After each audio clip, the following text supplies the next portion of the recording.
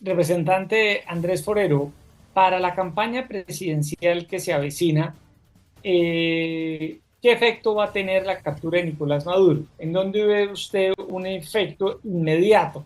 Ya hay un efecto claro en el debate público en Colombia. El año ha iniciado con esta noticia de semejante calado y domina la conversación por obvias razones.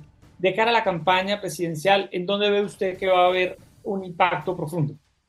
Oye, sí, yo creo que en el caso de la captura de Nicolás Maduro, pues eso en general va a tener un efecto en contra del gobierno del presidente Petro y de sus seguidores, sobre todo porque en estos últimos días hemos visto cómo han tratado de defender a rabiar al dictador Maduro. A nosotros no se nos puede olvidar que uno de los gobiernos que hoy en cierta manera está tratando de hablar de derecho internacional, etcétera, etcétera, que más ayudó a que Maduro se atornillara al poder después de haber perdido masivamente las elecciones del 28 de julio del año 24 fue precisamente el gobierno de Gustavo Petro.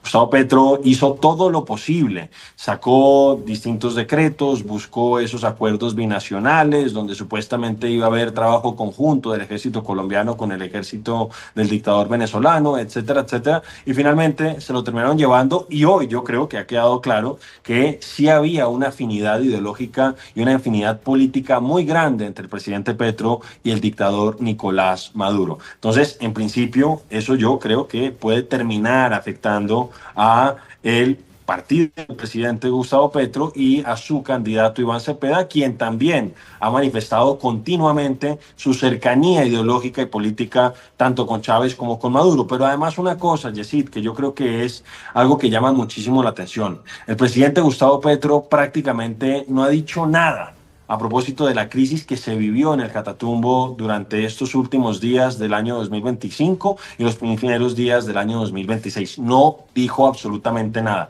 No mostró indignación de ninguna especie. Hemos visto que, por el contrario, a esos grupos armados ilegales que hoy están causando desolación y zozobra entre los habitantes del Catatumbo, pues lo que hizo fue que les renovó, les extendió por un tiempo adicional esas zonas de supuestamente de despeje.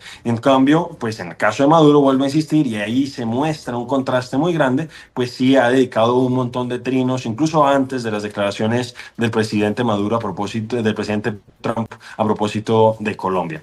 Pero además una cosa que me parece que es importante evidenciar y es ese doble rasero que maneja el gobierno nacional. Porque entonces, por un lado, a propósito de esta situación que se vio en Venezuela, que no es una invasión, capturaron al dictador venezolano y adicionalmente, pues se habla de que había ahí sí violando la soberanía, ahí también violando, o mejor dicho, ahí sí violando la soberanía venezolana, que había una guardia de COPS, una guardia pretoriana, cubana, que aparentemente es la que manejaba la seguridad de Maduro. Entonces, ahí sí, por ejemplo, no dice absolutamente nada, pero lo vemos ese contraste con lo que pasa en Ucrania. En el caso venezolano no hubo una invasión, fue solamente una extracción del dictador venezolano. En el caso de Ucrania, llevamos ya varios años de invasión sangrienta de parte de la dictadura de parte de Putin y no hemos visto una declaración o un rechazo por parte del presidente Petro de lo que está haciendo Putin en Ucrania. Por el contrario, cuando en Naciones Unidas una votación de una proposición que pedía que Putin devolviera a los niños que habían sido secuestrados por el ejército ruso a Ucrania, el gobierno colombiano decidió no participar, se abstuvo de votar. Entonces ahí se ve ese doble rasero que tiene el gobierno.